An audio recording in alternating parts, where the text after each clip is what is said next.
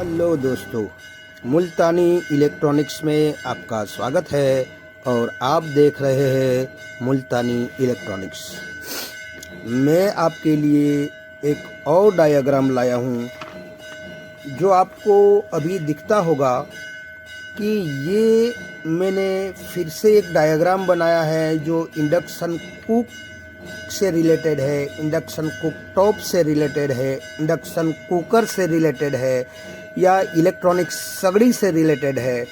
आप जिस भी नाम से जानते हो, इसका एक और डायग्राम बनाया है। इससे पहले मैंने ये डायग्राम बनाया था, मैं आपको दिखाने की कोशिश करूंगा कि ये डायग्राम था जो अगले 2 महीनों पहले मैंने आपको इसको सारा डायग्राम आपको एक्सप्लेन करके दिखाया था। और आज मैंने एक दूसरा डायग्राम जो बनाया है वो कुछ इस तरीके से है, जो इससे भी स्मूथली बनाया है मैंने। तो आज का मेरा टॉपिक ये है कि ये हमारा, आप देख सकते हैं कि यूनिवर्सल इंडक्शन कुकर जो 1900 वोल्ट में आता है, जो कुछ इस तरीके से दिखने वाला 1900 वोल्ट का, इसका मैंने डायग्राम इसी बोर्ड का बनाया है। और बाजार में मिलने वाला यूनिवर्सल इंडक्शन कुकटॉप, जिसका बोर्ड नंबर भी यहाँ SN04HX17731 ऐसा इसका बोर्ड नंबर है और 1900 वोल्ट का है। तो इसी का डायग्राम मैंने बनाया है और इसी डायग्राम में आने वाले फॉल्ट्स या खराबी, या आप एक तरह से कह लो कि आने वाले एरर, किन किन स्टेज में, कौन से स्टेज में कौन कौन सा एरर आता है, कौन कौन सी खराबी होती है, उसके बारे में आज मैं बताने वाला हूँ। तो सबसे पहले यहाँ से शुरू करेंगे हम कि अगर हमारा फ्यूज ओपन हो जाए, लाइन और न्यूट्रल में दोनों में से कोई एक में आपको फ्यूज दिखेगा जो 10 एम्पियर से लेकर 20 एम्पियर तक होता है। अगर हमारा फ्यूज ओपन हो जाए या फिर हमारा ये ब्रिज रेक्टिफायर ख़राब हो जाए या हमारा IGBT ख़राब हो जाए, तब अक्सर ये हमें डेड पोजीशन में हमें इंडक्शन मिलता है। यानी कि हमारे जो ये डिस्प्ले आता है उस पर कुछ भी नंबर नहीं शो करता है, न तो कोई रेड इंडिकेटर होता है, बिल्कुल डेड पोजीशन में आ जाता है। अब हम बात करेंगे एरर की कि हमारा इस बोर्ड के मुताबिक अगर हम देखेंगे तो हमारा E0 का एरर कब आता है। ज़्यादा से ज़्यादा हमें इंडक्शन में E0 का एरर हमें देखने को मिलता है। अब E0 हमें कहाँ कहाँ और कौन कौन से स्टेज से E0 हमें दिखाता है उसके बारे में आज मैं बात बताऊंगा। तो इस डिज़ाइन की बात कर ले तो इस डिज़ाइन में हमें एक तो E0 का एरर, अगर ये IC हमारी ख़राब हो जाए, MCU यानी कि वो हमें यहाँ गेट ड्राइव सिग्नल इस 3 नंबर की पिन से अगर नहीं देती है तो हमें E0 का फॉल्ट मिल सकता है। यानी कि प्रॉब्लम E0 शो करेगा हमारी डिस्प्ले। और दूसरा ये है कि अगर हमारा गेट ड्राइव सेक्शन में कुछ खराबी आती है तो भी हमें E0 का प्रॉब्लम देखने को मिलेगा।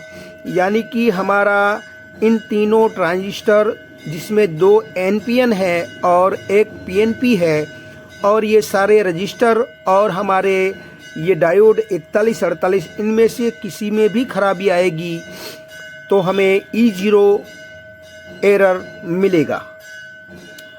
अगर हमारे 18 वोल्ट SMPS से बन रहे हो और यहाँ तक नहीं पहुँचते होंगे तो भी हमारा E0 का एरर दिख सकता है। अगर हमारा ये वाला IGBT है वो अगर लीकेज हो जाए या ओपन हो जाए तो भी हमें E0 का एरर मिल सकता है। अगर हमारी ये इंडक्टर कॉइल जो है वो हमारी अगर ओपन हो जाए तो भी हमारा E0 का फॉल्ट बन सकता है।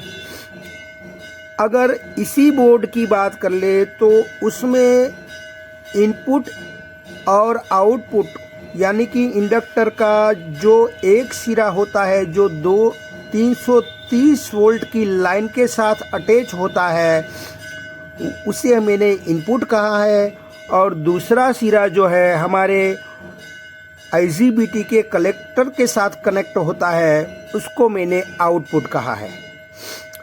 अब ये दो सिरों से एक फीडबैक सर्किट बनाया होता है जो IC को उसी का फीडबैक दिया जाता है, यानी कि एक तरह से करंट और वोल्टेज यहाँ कितना लेता है, कितना लोड पड़ता है और वोल्टेज भी कितना यहाँ रहता है इनपुट और आउटपुट में, और इनपुट और आउटपुट में करंट भी कितना कम या ज़्यादा होता है उसकी सेंसिंग करके वो फीडबैक के रूप में एक डिवाइडर बना होता है। दोनों लाइन में एक पॉजिटिव की तरफ रजिस्टर होता है और एक रजिस्टर हमारी नेगेटिव की तरफ होता है। उसी तरह आउटपुट में भी एक पॉजिटिव की तरफ रजिस्टर होता है और एक नेगेटिव की तरफ रजिस्टर होता है, और उन दोनों के रेफरेंस पॉइंट से यहाँ लो वोल्टेज बना के इस 4 नंबर IC जो हमारी MCU है उसकी 4 नंबर और 5 नंबर पर फीडबैक दिया जाता है। और यहाँ अमूमन देखा गया है कि हमारे स्टैंड बाय पोजीशन में 1.2 वोल्ट 4 नंबर पर आता है और 1.37 वोल्ट वो 5 नंबर में आता है। अगर वहाँ स्टैंड बाय ऑन करने से हमें 4 नंबर पर 0 वोल्ट देता है और 5 नंबर पर 0.88 वोल्ट देता है, यानी कि ये डिवाइडर हमें लो वोल्टेज बना के देता है। जब इन दोनों रजिस्टरों में से कोई एक रजिस्टर ओपन हो जाता है इन चारों रजिस्टरों में से तो हमें यहाँ पर E0 का एरर देता है इस डिजाइन के मुताबिक।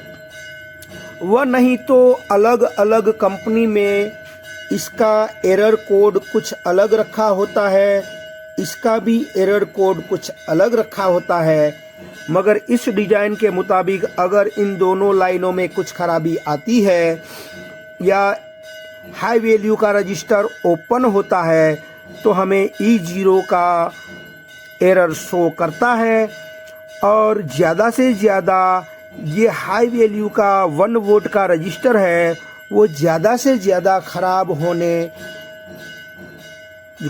होता है और देखने को मिलता है। तो यहाँ से लेकर ये हमारा फीडबैक सर्किट से लेकर हमारी ये इंडक्टर कॉइल है बड़ी वाली, और हमारा IGBT है और हमारा गेट ड्राइव सेक्शन है, वहाँ से लेकर इस MCU की पिन नंबर 3 तक ये सारा एरिया जो है उसमें कुछ खराबी आती है तो हमें इस डिजाइन के मुताबिक E0 का एरर देखने को मिलता है। अमूमन देखा गया है कि अगर हमने इस पर बर्तन नहीं रखा है तब जाके यहाँ E0 शो करता है। तो सबसे पहले हमें देखना ये होता है कि जब भी हमारा E0 दिखता है तो हमें सबसे पहले ये बर्तन रखना पड़ेगा। अगर बर्तन रखने से भी अगर हमारा E0 आता है तो सबसे पहला काम ये करना है कि हमें यहाँ पर यानी कि गेट पर और IGBT के एमीटर पर LED लगाकर हमें देखना होता है कि यहाँ तक हमारा गेट ड्राइव सिग्नल पहुँच रहा है या नहीं पहुँच रहा है। अगर यहाँ तक हमारी LED ब्लिंक करती है तो हमारा गेट ड्राइव सेक्शन ओके है। अगर ब्लिंकिंग नहीं करती है तो हमारा गेट ड्राइव सेक्शन खराब है, ताकि हमें पता चल जाए कि कौन से स्टेज में खराबी होने से हमारा ये एरर बनता है। तो एक LED से हमें सेक्शन पता चल जाता है कि इस तरफ का प्रॉब्लम है या इस तरफ का है। बाद में हमें IGBT चेक करना है। अमूमन ये कम खराब होती है ओपन के लिए, ज़्यादातर शॉर्ट के लिए ज़्यादा खराब होती है। तो अगर यह शॉर्ट के लिए खराब होती है या ये फिल्टर भी हमारा ओपन या शॉर्ट होता है तो ज़्यादातर IGBT उड़ जाती है, एरर नहीं आता है। मगर जब ओपन हो जाती है या इस फीडबैक विभाग में कोई रजिस्टर ओपन हो जाता है तो ज़्यादातर हमें E0 का एरर शो करता है। अब आ जाते हैं हम हाई और लो में। ये हमारा यहाँ AC की लाइन से एक डायोड और न्यूट्रल से और एक डायोड लाइन से इन दोनों का कैथोड जोड़ दिया गया है और वहाँ से DC बनाकर एक SMPS की तरफ इस रजिस्टर के थ्रू दिया गया है और उसी DC को एक लो एंड हाई सेक्शन को दिया गया है। यानी कि एक हाई वैल्यू का रजिस्टर लेके यहाँ से एक अलग स्टेज को सप्लाई दिया जाता है। यानी कि हाई वैल्यू का रजिस्टर लगाने के बाद यहाँ आप वोल्टेज चेक करोगे तो आपको 75 वोल्ट देखने को मिलेगा और उसी 75 वोल्ट को और कम करने के लिए यहाँ पर एक पॉजिटिव की तरफ रजिस्टर और एक हमारा ग्राउंड की तरफ यानी कि नेगेटिव की तरफ रजिस्टर और उनके बीच में से रेफरेंस पॉइंट से यहाँ IC की पिन नंबर 10 पर दिया गया है। यानी कि यहाँ पर ये हमारी 10 नंबर है और यहाँ मैंने लो लिखा है और यहाँ भी इस साइड का एरिया है वहाँ पर भी मैंने लो लिखा है। तो ये वाला यहाँ पर कनेक्ट होगा ये। तो इस डिवाइडर के थ्रू लो वोल्टेज बनाए जाते हैं और लो इतने बनाए जाते हैं कि यहाँ हमें 3.25 वोल्ट देखने को मिलते हैं स्टैंड बाय पोजीशन में, और स्टैंड बाय ऑन करने के बाद हमें 3 वोल्ट यहाँ पर देखने को मिलते हैं। अब लो साइड हो गई। अब हमारी हाई साइड देखते हैं कि एक लो साइड में लाइन गई, अब एक जाती है हमारी हाई साइड में। यानी कि यही लो साइड में जो हमारा वोल्टेज 3.25 वोल्ट यहाँ पर बना, उसी से एक रजिस्टर के थ्रू यहाँ पर वोल्टेज आएगा और ये हमारा पॉजिटिव की तरफ का रजिस्टर है और वहाँ से एक नेगेटिव की तरफ रजिस्टर 4K7 का लगाया है। यहाँ फिर से एक डिवाइडर का उपयोग करके और वोल्टेज को कम किया गया है। और यहाँ आप देखेंगे कि यहाँ मैंने लिखा है IC की पिन नंबर 6, यानी कि यहाँ पर दिया गया है। यह हमारा 6 नंबर है और इस डॉट पर इसके साथ जोड़ दिया जाता है। और यहाँ पर मैंने लिखा है हाई और यहाँ पर भी मैंने लिखा है हाई, तो इसके साथ इसको जोड़ दिया जाता है और यहाँ हमें वोल्टेज स्टैंड बाय पोजीशन में 0.88 वोल्ट मिलता है और स्टैंड बाय ऑन करने के बाद हमें 0.83 वोल्ट हमें मिलता है। अब ये लो और हाई किन चीज का है वो समझना है। यानी कि हमारे AC वोल्ट जो हमें यहाँ 230 वोल्ट से 240 वोल्ट हमें मिलते हैं AC, वही एसी अगर हमारा कम आता हो, यानी कि आपको मैं ये भी बता दूं कि अगर हमारा 230 वोल्ट की बजाय हमारा 160 वोल्ट या 170 वोल्ट आता हो तो इसे हम लो कहेंगे कि ये एसी वोल्ट को, ये लो एंड हाई एसी वोल्ट को सेंसिंग करता है और बताता है आईसी को कि हमारे एसी कितने आते हैं, लो आते हैं या हाई आते हैं। तो इसी एसी को सेंस करके ये आईसी को जानकारी देता है कि हमारे बिजली घर से हमारा वोल्टेज कम आ रहा है, तो 160 से 170 वोल्ट हमारा लो हो जाता है। वहाँ पर हमें 230 चाहिए होता है मगर कम आता है, तो उसको सेंसिंग करके ये लो वाला जो है उसको ये डिवाइडर आईसी को जानकारी देता है कि यहाँ लो आता है, क्योंकि इस डिवाइडर में वोल्टेज कम हो जाएंगे 3.25 की बजाय इसमें 1 वोल्ट आ जाएगा, तो ये लो बन जाएगा, जिससे आईसी एक एरर शो कर देगा, जिसको इस डिजाइन के मुताबिक E1 रखा गया है। यानी कि जब हमारा 160 वोल्ट से 170 वोल्ट जब हमारा बनेगा, यानी कि लो आएगा, तब हमें ये आईसी में लो वोल्टेज मिलेगा, जिससे ये आईसी एक एरर शो कर देगा, जिसको प्रोग्रामिंग के मुताबिक, इस डिजाइन के मुताबिक E1 रखा गया है। तो जब भी E1 का एरर आता है तो हमें लो वोल्टेज वाला डिवाइडर देखना होता है, इन दोनों रजिस्टरों को या इस यहाँ पर जाने वाले ट्रैक को या फिर इस हाई वाले रजिस्टर को। इन दोनों हाई वैल्यू के रजिस्टर ज़्यादा से ज़्यादा ख़राब होता है।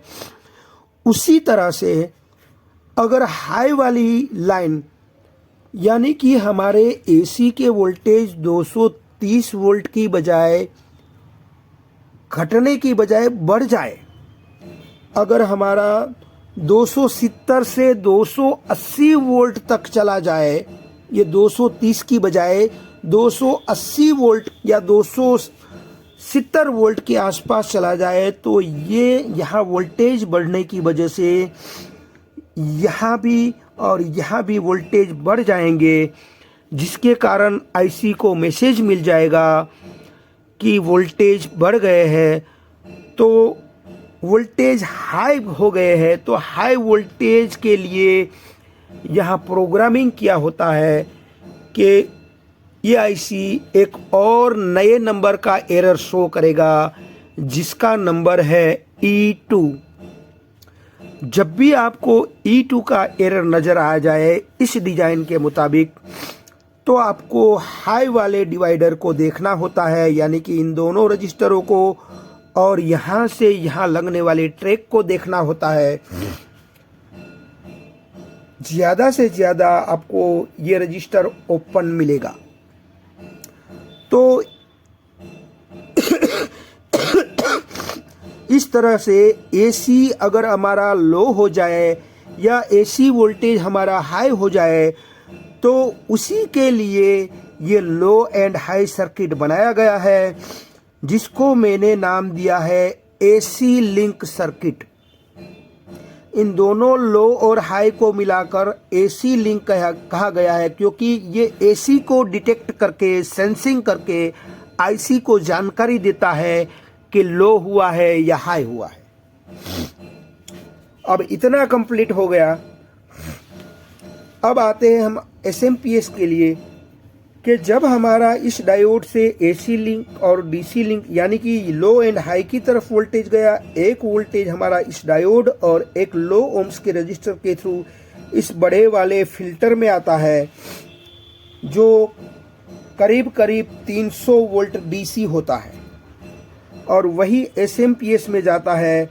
और यही एसएमपीएस हमें स्विचिंग करवा के PWM-IC के थ्रू इस एसएम ट्रांसफार्मर में हमें 18 वोल्ट और प्लस 9 वोल्ट बना के देता है।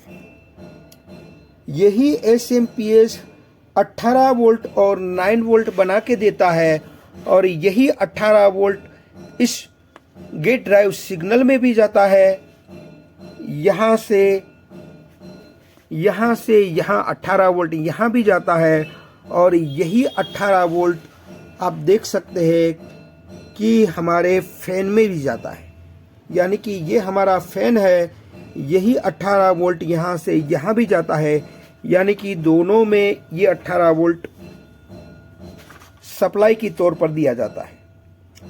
अब ये 9 वोल्ट का वाइंडिंग बनाया है, वो इसलिए बनाया है कि इसी 9 वोल्ट से हमें एक रेगुलेटर आईसी लगाया जाता है जो 78L05 करके होता है, जो 9 में से हमें 5 वोल्ट बना के देता है। और यही 5 वोल्ट हमारे MCU को दिया जाता है, माइक्रो कंट्रोलर यूनिट को ऑन करवाने के लिए बनाया जाता है। और साथों साथ ये हमारी जो डिस्प्ले होती है, 7 सेगमेंट कीबोर्ड होता है, उसको भी यही 5 वोल्ट दिया जाता है। और जैसे ही ये सप्लाई मिलता है तो ये हमारी दोनों आईसीआर रन करने लगती है, ऑन हो जाती है। इसमें भी आईसी होती है और इसमें भी आईसी होती है। दोनों आईसी को सप्लाई मिलने से और ग्राउंड मिलने से ये हमारी रन करने लगती है, चालू हो जाती है, रनिंग हो जाती है और काम करने लग जाती है।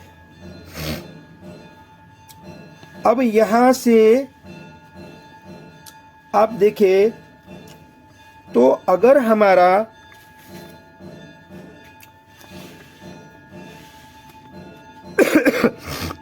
सेंसर की बात कर ले कि हमने E0 देख लिया, E1 देख लिया। E0 फॉल्ट कहाँ से आता है वो भी मैंने बता दिया। E1 हमारे लो से आता है और E2 हमारा हाई से आता है। यानी कि E1 हमारा लो से आता है, E2 हमारा हाई से आता है। अब हमारा बचा E3। तो E3 एरर किस चीज से आता है? तो E3 हमारा इस डिजाइन के मुताबिक अगर हमारा कॉइल सेंसर खराब हो जाए या मिस वैल्यू हो जाए, ये हमारा कॉइल सेंसर है, ये हमारा सेंसर है, ये एक प्रकार का NTC होता है, नेगेटिव टेम्परेचर कोएफिशिएंट। ये एक थर्मिस्टर की तरह काम करता है। जो हाई टेम्परेचर होगा तो इसकी वैल्यू लो होगी, और लो टेम्परेचर होगा यानी कि गर्मी कम होगी, यानी कि लो टेम्परेचर होगा तो इसकी वैल्यू हाई होगी। अगर गर्मी बढ़ जाएगी तो इसकी वैल्यू लो होती है। तो कुछ इस तरीके से ये काम करता है। तो अगर ये खराब हो जाए या ये हमारा सेंसर ओपन या शॉर्ट होता है तो हमें ज़्यादातर E6 E3 का एरर देखने को मिलता है। दूसरे सेंसर की बात कर ले तो दूसरा ये सेंसर हमारा, ये जो कॉइल सेंसर होता है, ये हमारी कॉइल होती है, उसके बीच में जो सेंसर लगता है इसे हम कॉइल सेंसर कहेंगे। और ये दूसरा वाला सेंसर होता है जो हम IGBT सेंसर कहेंगे, कि जो IGBT के नीचे दबा हुआ रहता है, IGBT के साथ टच रहता है, उस सेंसर को हम IGBT सेंसर कहेंगे। तो मैं आपको दिखाने की कोशिश करूंगा कि ये हमारी IGBT है और इसके अंदर जो एक डब्बी नुमा है उसके अंदर होता है सेंसर, कि IGBT हमारी कितनी हीट लेती है, कितनी गर्म होती है, कितना लोड लेती है, उसे सेंस करने का काम ये हमारा IGBT सेंसर करता है। तो अगर IGBT सेंसर शॉर्ट या ओपन या मिसवैल्यू होता है या लीकेज होता है, तब जाके हमें यहाँ E4 का एरर मिलता है इस डिजाइन के मुताबिक। वह नहीं तो अलग अलग कंपनी में इन दोनों सेंसरों के लिए अलग अलग नंबर के एरर हो सकते हैं, मगर इस डिजाइन के मुताबिक इसके लिए E3 यानी कि कॉइल सेंसर खराब हो जाए तो E3 का एरर दे सकता है, और अगर हमारा IGBT सेंसर खराब हो जाए तो हमें E4 का एरर देता है। अब बात कर लेते हैं कि हमारा इसी डिजाइन में E5 का एरर आता है, तब कहाँ पर खराबी होती है। अगर हमारा E5 का एरर अगर हमारे इस वाली डिजाइन के इंडक्शन में आता है तो ज़्यादातर हमें ये जो कॉइल होती है हमारी, वो अगर हमारी ओवर हीट होती है तो हमें ज़्यादा देखने को मिलता है। यानी कि कॉइल के अंदर का एरिया अगर ज़्यादा टेम्परेचर लेता है तब जाके E5 का एरर आता है। या तो इसको पतला वाला बर्तन रखा हो, बिल्कुल पतला वाला, तो वो पतला वाला अगर हमारा बर्तन होगा तो ये ज़्यादा हीट होगी, बर्तन ज़्यादा हीट होगा, उसकी वजह से ये कॉइल भी हमारी ज़्यादा हीट होती है, तो उस वजह से भी हमारा E5 एरर आ सकता है। अगर हमारा कॉइल सेंसर मिस वैल्यू हो गया हो तो भी ये हमारा ओवर हीटिंग हो सकता है, तो उस वजह से भी हमारा E5 आ सकता है। अगर ये खुद से शॉर्ट हो गया हो कोई टर्न्स, उसकी वजह से भी ज़्यादा हीट होगी तो भी हमारा E5 का एरर आ सकता है। तो E5 का एरर हमें कंप्लीट हो गया। अब E6 का एरर कब आता है? इस डिजाइन के मुताबिक अगर हमारा कॉइल सेंसर मिस वैल्यू हो जाता है, ये वाला, अगर हमारा ये कॉइल अंदर से कुछ टर्न्स शॉर्ट हो जाता है, अगर हमारा ये सेंसर खराब हो जाता है, तब जाके अंदर का हीटिंग एरिया बहुत ज़्यादा हीट हो जाता है, तो भी हमें E6 का एरर देखने को मिलता है। अब बात कर लेते हैं E7 की। E7 हमारा कब आता है? तो E6 का एरर हमें दूसरी और एक चीज़ से भी E6 आ सकता है। अगर हमारा ये फैन ख़राब हो जाए, बंद हो जाए, तो अंदर का टेम्परेचर या गर्मी ये फैन हमारा बाहर निकाल देता है अंदर के टेम्परेचर को। ये एक तरह का एग्जॉस्ट फैन की तरह काम करता है कि अंदर की गर्मी को बाहर फेंकने का काम करता है। अगर ये हमारा फैन बंद हो जाए या ख़राब हो जाए, उस वजह से भी ये अंदर का टेम्परेचर बढ़ जाएगा, जिसकी वजह से E5 या E6 का एरर आ सकता है। अब बात कर लेते हैं हम E7 की। तो अगर हमारा E7 का एरर आता है तो ज़्यादातर देखा गया है इस डिज़ाइन के मुताबिक कि इसकी सिस्टम फेलियर हो गई हो, या तो सिस्टम एरर भी कहा जाता है कि इसमें जो प्रोग्रामिंग किया गया है, जो सॉफ्टवेयर डाला गया है, जो फार्मवेयर डाला गया है, जो सिस्टम डाली गई है, वो अगर करप्ट हो जाए या मिस हो जाए, या तो प्रोग्रामिंग मिस हो जाए, या प्रोग्रामिंग फेल हो जाए, या सिस्टम फेल हो जाए, या प्रोग्रामिंग इरेज हो जाए, तब जाके हमें E7 का एरर देखने को मिलता है। या फिर हमारी सिस्टम IC ख़राब हो जाए तो भी हमें E7 का एरर दिख सकता है। तो आप कह सकते हैं कि ये प्रोग्रामिंग एरर है, सिस्टम एरर है, सॉफ्टवेयर एरर है। तो इस तरीके से हमें E0 से लेकर E1, E2, E3, E4, E5, E6, E7 तक के ज़्यादा से ज़्यादा हमें इस डिज़ाइन के मुताबिक देखने को मिलते हैं। मगर किसी किसी कंपनी वाले बोर्ड में आपको ये फीडबैक जो हमारा इनपुट और आउटपुट का फीडबैक है, उन दोनों के अलग अलग एरर अलग अलग कंपनी में रखा जाता है, तो वो भी आपको देखना पड़ेगा। और अगर इसके बारे में आपको जानकारी नहीं है तो फीडबैक के दोनों वोल्टेज को आपको चेक करना पड़ेगा, क्योंकि 1.2 वोल्ट और 1.37 वोल्ट यहाँ पर आने चाहिए। अगर उसमें ज़्यादा आ रहे हैं या कम आ रहे हैं तो आपको पता लग जाएगा कि ये एरर इसकी वजह से आ रहा है। उसी तरीके से सेंसर को भी आपको चेक करना होगा कि अगर हमारा 1.5 वोल्ट से लेकर दूसरे में 3.3 से लेकर 4 वोल्ट तक आना चाहिए, इससे ज़्यादा या कम आ रहा है तो उससे भी आपको पता लग जाएगा कि यहाँ सिस्टम एरर यानी कि ये किस चीज़ का एरर है। तो ये मैंने सारे इस डिज़ाइन के एरर और आने वाले फॉल्ट के बारे में आपको बता दिया है। तो आई होप कि ये वीडियो आपकी कुछ समझ में आया होगा।